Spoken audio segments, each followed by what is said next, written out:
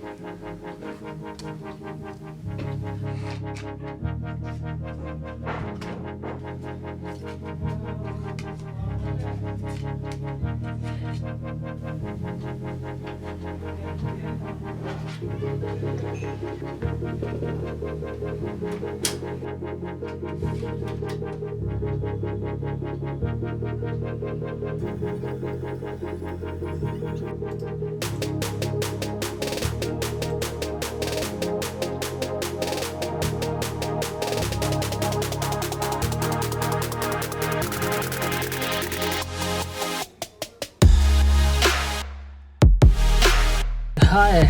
Hello everyone, welcome back to my YouTube channel. मेरा नाम है सनम खान। इससे पहले कि मैं अपना व्लॉग स्टार्ट करूं, हम किसी अच्छी जगह चलते हैं और वहाँ चलते चलते बात करते हैं। आज मैं आपको अपनी ट्रैवल हिस्ट्री बताऊंगा और आपको लेके जाऊंगा करीब 10 साल पीछे। तो बात कुछ ऐसी है कि मैं इस टाइम द्वारका में खड़ा हूँ और वेट कर रहा हूँ अपने कज़न ब्रदर का, इमरान खान का, and he is coming in next few minutes. So till the time मैं आपको इस वीडियो का कंटेक्स्ट बता देता हूँ। तो ये कहानी है 2009 से 2019 तक की। इससे पहले कि मैं अपनी बीती ज़िंदगी के बारे में बताना शुरू करूँ, आपको एक शख्स को जानना बहुत ज़रूरी है। मैं ये कह सकता हूँ कि इस व्लॉग के 80% कंटेंट का क्रेडिट इस पर्सनैलिटी को जाता है, और वो कोई और नहीं, मेरे अपने चचा जी हैं। बात कुछ ऐसी है कि मेरे चचा जी बिजनेसमैन हैं और बिजनेसमैन का काम होता है कस्टमर बनाना, और कस्टमर बनाने के लिए एक बिजनेसमैन को कहीं भी जाना पड़ सकता है। तो मेरी ग्रेजुएशन कंप्लीट होते ही मेरे चचा जी ने मेरे घर वालों से बात करके मुझे अपने साथ जोड़ लिया। क्योंकि मैंने हाल ही में पढ़ाई ख़त्म की थी, तो मेरे अंदर भी घूमने फिरने का एक्साइटमेंट भी कुछ कम नहीं था। चचा ने समझाया कि मेरा काम है उनके 10-12 सेल्समैन के साथ शहर से बाहर जाना, उनके साथ होटल्स में रहना और उनके खर्चों का हिसाब किताब रखना, और जो भी बिजनेस रिलेटेड एक्टिविटीज़ होंगी उसकी सारी अपडेट चचा जी को फ़ोन पे देना था।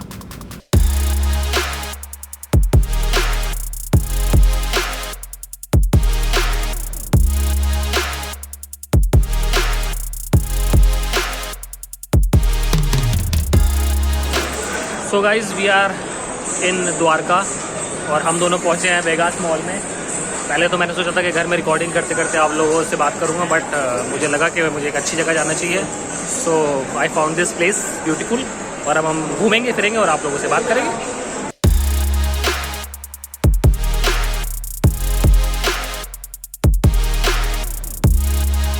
तो गाइस, सबसे इम्पोर्टेंट बात यह है कि हमारा कैमरा जो हमने गाड़ी में छोड़ दिया है, और ये सारी वीडियो जो है वो मोबाइल से रिकॉर्ड होगी, क्योंकि यहाँ की सिक्योरिटी ने मुझे कैमरा लाने से मना कर दिया है। तो देख लियो, मतलब पहली बार व्लॉग बनाने चले और ये सारी अड़चनें शुरू में आने लगी हैं। और तो ये पहले फिल्म मेकिंग में भी आती थी, और मुझे पता है कि हमेशा ये होता है, मतलब वो कैमरा एक्चुअली शूट नहीं करता है, वो शूट कर देता है। तो DSLR मतलब आप गन लेके आए हो मॉल में, and you are not allowed to keep DSLR with you. So guys, सबसे पहले सफ़र शुरू हुआ हैदराबाद से। हैदराबाद पहला शहर था जहाँ पर मैंने दिल्ली से बाहर निकलने के बाद पैर रखा, और हमारे चाचा जी ने जो टिकट कराया था वो फ़्लाइट का कराया था, और this was the first time कि मैं फ़्लाइट में सफ़र कर रहा था। और जो सबसे अजीब और गरीब घटना मेरे साथ ये घटी कि फ़्लाइट स्टार्ट होने के, मतलब फ़्लाइट टेक ऑफ होने के 5 मिनट बाद ही, 5 से 10 मिनट बाद ही मेरा जी घबराने लगा। और कम से कम मुझे अच्छे से याद है कि मैंने 3 पैकेट भर कर वॉमिटिंग करी थी।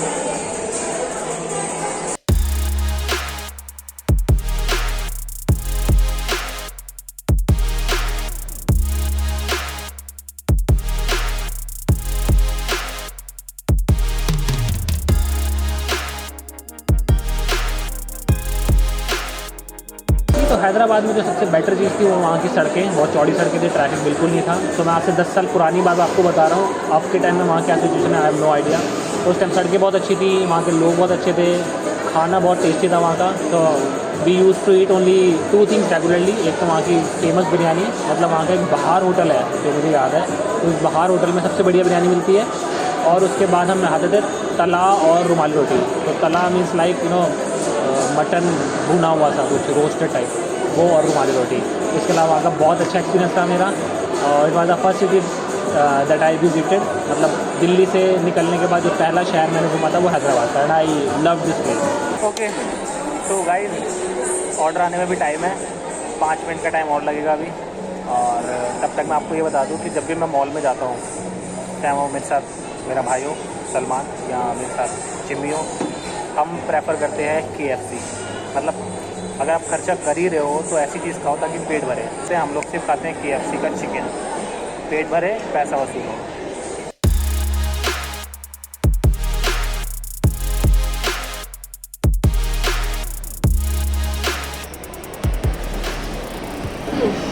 सो finally we are done with अपना KFC चिकन। पेट भर चुका है, कोल्ड ड्रिंक बची है, इसको मैं ट्राई कर लेता हूँ। तो आगे बढ़ते हैं। सो हैदराबाद घूमने के 15 दिन बाद मैं निकला चेन्नई के लिए। So Chennai is another beautiful city, लेकिन भूलना मत कि मेरे साथ हमेशा 10 से 12 सेल्समैन लड़के होते थे, तो मेरे ऊपर काफ़ी रिस्पॉन्सिबिलिटीज़ भी थी। तो वहाँ पर जो था सब कुछ बढ़िया था, चेन्नई में सब कुछ अच्छा था। वहाँ की लोकेशन, वहाँ के लोग, वहाँ का एनवायरनमेंट, गर्मी बहुत थी। और जो सबसे बड़ा चैलेंज था वो था वहाँ का लैंग्वेज बैरियर। मतलब होटल वाले, रेस्टोरेंट वाले तो सब समझ जाते थे हमारी बात कि हम क्या कहना चाहते हैं, although they know English. But सबसे ज़्यादा चैलेंज आता था ऑटो वालों के साथ। तो ऑटो वाले जो यंगा पंगा नंगा कुछ करते थे वो कुछ समझ नहीं आता था, और हम लोग उनको समझाते रहते थे कि हमें यहाँ जाना है, वहाँ जाना है। और सबसे बड़ा चैलेंज वही था। तो ज़िंदगी में पहली बार, मतलब लाइफ में पहली बार मैंने बीच देखा, समुद्र देखा, वो चेन्नई में। So it was an amazing experience. पहली बार मैंने इतना सारा पानी देखा था। सो मेरे पास उन दिनों की कोई क्लिप्स तो नहीं है, लेकिन कुछ फोटोग्राफ्स है that I would like to share with you.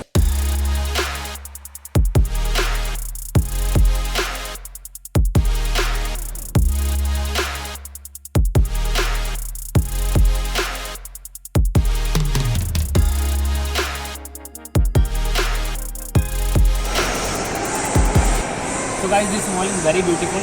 तो मैं सेकंड टाइम आया हूँ यहाँ पर, लेकिन बहुत अच्छा मॉल है। अगर आपको घूमना है अपनी फैमिली के साथ अकेले, तो आप इस मॉल में आ सकते हैं। सेक्टर 14 द्वारका में ये मॉल है, वेकास, and it's very beautiful. So we are enjoying a lot. मैं वो मेरे साथ चिमनी है, और आप देख सकते हैं कितने अच्छे नज़ारे हैं यहाँ पर। तो मैं बात कर रहा था आपसे मेरी ट्रिप के बारे में। तो मैंने चेन्नई के बाद 3 नई लोकेशंस ट्रैवल की, नेल्लूर, गुंटूर एंड वारंगल। ये तीनों जगह आंध्र प्रदेश में फॉल करती हैं।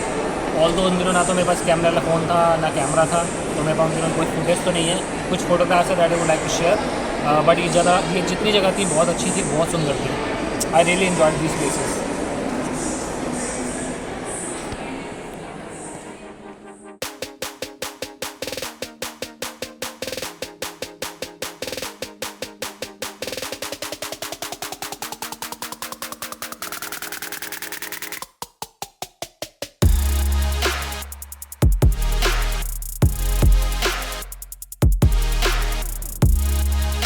तो नासिक के बाद नंबर आया मेरे सबसे फेवरेट शहर वाइजैक का। समुद्र किनारे बसे शहर की बातें कुछ अलग थी। और जो यहाँ का जो सबसे बेस्ट चीज़ जो मुझे मतलब जो मुझे याद है, सबसे बेस्ट वर्ड याद है, वो यहाँ की ईरानी चाय थी, जो मैंने पहली और आखिरी बार इसी शहर में पी थी। तो ईरानी चाय मुझे दोबारा कहीं वैसी चाय नहीं मिली जो वाइजैक में मैंने पी थी। सो ये शहर बहुत ही सुंदर है वाइजैक, और समुद्र किनारे बसा हुआ है। तो जो एनवायरनमेंट है वो it's like you are roaming in abroad. It was wonderful experience. तो वाइजैक में 2 दिन ठहरने के बाद मैं निकल गया था गोवा के लिए। और गोवा जाने के लिए मुझे ओवरनाइट सफ़र करना था बस में। तो 27 घंटे बस में बैठने के बाद मेरी हालत ऐसी हो गई थी कि मैं क्या बताऊँ, मतलब आंख टूट चुका था। लेकिन गोवा इतना खूबसूरत शहर है कि उस शहर ने तो मेरी सारी थकावट ही मिटा दी।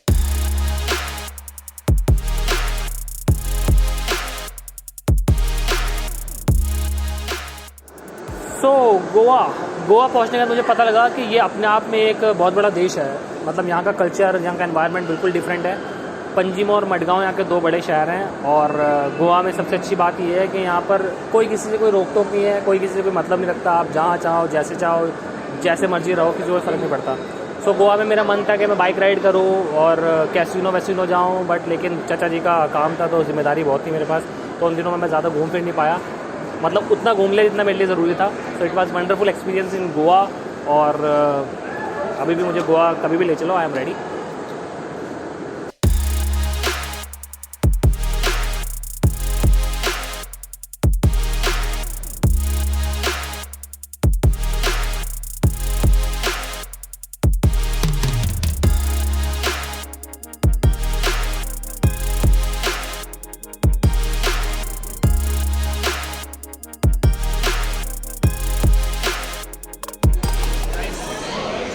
मेरी कॉफ़ी, मेरी चाय आ चुकी है, ठीक है।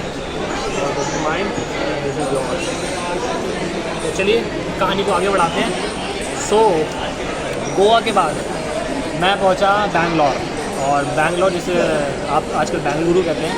So this was one of the unique place जहाँ पर लोग मई की गर्मी में भी लोग पानी गर्म करके नहाते हैं। ठंडा काफ़ी इन्वायरमेंट है। और यहाँ की जो सबसे ज़्यादा चैलेंज था वो ये था कि अगर आपको रोड क्रॉस करके दूसरे तरफ जाना है तो आप नॉर्मली रोड नहीं क्रॉस कर सकते, आपको 2 किलोमीटर वन वे ट्रैवल कर जाना पड़ेगा। तो यहाँ का ट्रैफिक बहुत ज़्यादा है बैंगलोर का। उस टाइम बहुत था 10 साल पहले, जैसे मैंने बताया आपको, उस टाइम सिचुएशन बहुत ख़राब थी। अब शायद से कुछ फ्लाईओवर्स वगैरह बन गए तो पता नहीं। सो ये खास बात थी कि वहाँ पर ट्रैफिक बहुत है, रिस्ट्रिक्शन बहुत ज़्यादा है। अदरवाइज़ सिटी बहुत सुंदर है, घूमने की बहुत अच्छी जगह है।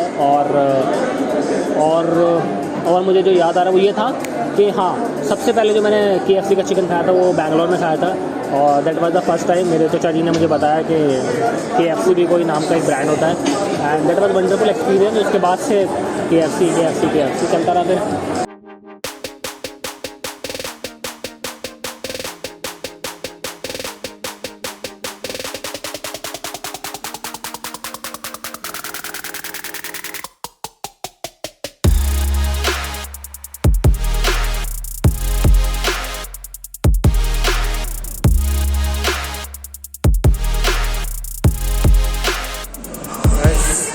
One of the beautiful places.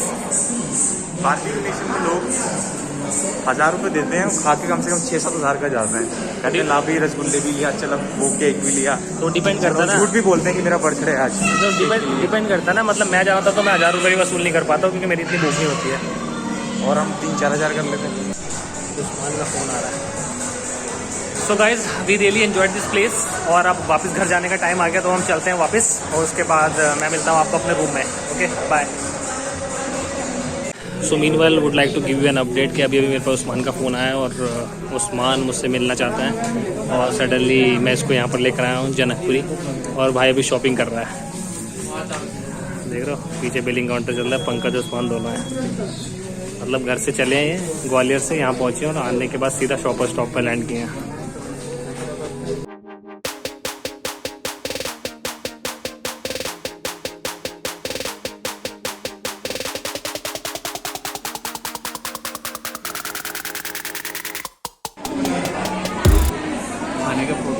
तो आप देख सकते हो उस्मान और पंकज आज मेरे साथ हैं, और हम लोगों का खाना पीना आ गया है, मंचूरियन राइस और छोले भटूरे। उस्मान कुछ क्या हो गया? हाँ, मैं ये कहना चाहता हूँ यार, बड़े टाइम हो गया था ऐसे आउटिंग किए हुए, खाए हुए खाना। अच्छा लग रहा है सबके साथ, दोस्तों के साथ फिर से मिलना हुआ, गेट टुगेदर।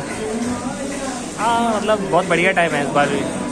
तो पंकज अभी बिजी है, पंकज अभी कोरियर आया लेकिन वो उसे कोऑर्डिनेट कर रहा है। तो चलो फिर खाना पीना शुरू करते हैं और फिर करते हैं बात। तो गाइस मैं बात कर रहा था अपने ट्रैवल की, तो उसके बाद मैं पहुंचा मुंबई, और मुंबई की सिचुएशन ऐसे थी कि 15 दिन के स्टे करने के लिए हमने एक होटल लिया, और होटल जो था वो बहुत ही सस्ता था, मतलब उस टाइम सिर्फ 250 रुपये से किराया था। और लेकिन जो उसका जो साइज़ था, होटल जो रूम का जो साइज़ था, वो हमारे बाथरूम के ऊपर बने मचान से भी छोटा था। मतलब वो इतना छोटा कमरा था कि हमें बिल्कुल ऐसे सोना पड़ता था जैसे आप मरने के बाद इंसान लकड़ी के ताबूत में सोता है, सीधा एकदम। और मुंबई में एक खास बात ये थी कि यहाँ खाना बहुत सस्ता था, मतलब 10 रुपये में इंसान आराम से पाव भाजी खा के पेट भर सकता है। और जो बेस्ट चीज़ यहाँ पर, जो एक यूनिक चीज़ ये थी कि यहाँ पर पानी की बड़ी दिक्कत थी। तो ज़िंदगी में पहली बार मुझे पब्लिक टॉयलेट, मतलब पब्लिक बाथरूम में जाके लाइन में लगकर नहाना पड़ा था, और ऐसे सिचुएशन मतलब पूरे 15 दिन के लिए थी। तो ये एक्सपीरियंस रहा मेरा मुंबई का। इसके अलावा मुंबई में बहुत ट्रैफिक था। मुंबई की बात यह है कि वहाँ पर सुबह से लेकर शाम तक ट्रैफिक चलता है, तो मतलब कोई नई बात नहीं है। जैसा वास्तव फिल्म में देखा ना आपने कि रेलवे ट्रैक की आवाज़ आ रही है और शोर शराबा चल रहा है, सेम वही माहौल था। सो मुंबई बहुत हैपनिंग सा प्लेस है। दिल्ली के कंपैरिजन में मुंबई में बहुत ज़्यादा भीड़ और बहुत ज़्यादा रश है। और हाजी अली की दरगाह में एक बार भी नहीं घूम पाया, मतलब मैं वहाँ तक गया लेकिन दरगाह नहीं हो पाया। मतलब एक मिस था। वैसे खाना पीना हो चुका है और हम चलेंगे बिग बाज़ार। उस्मान को कुछ खाने पीने का सामान लेना है, वो लेने के बाद फिर हम आगे निकलेंगे।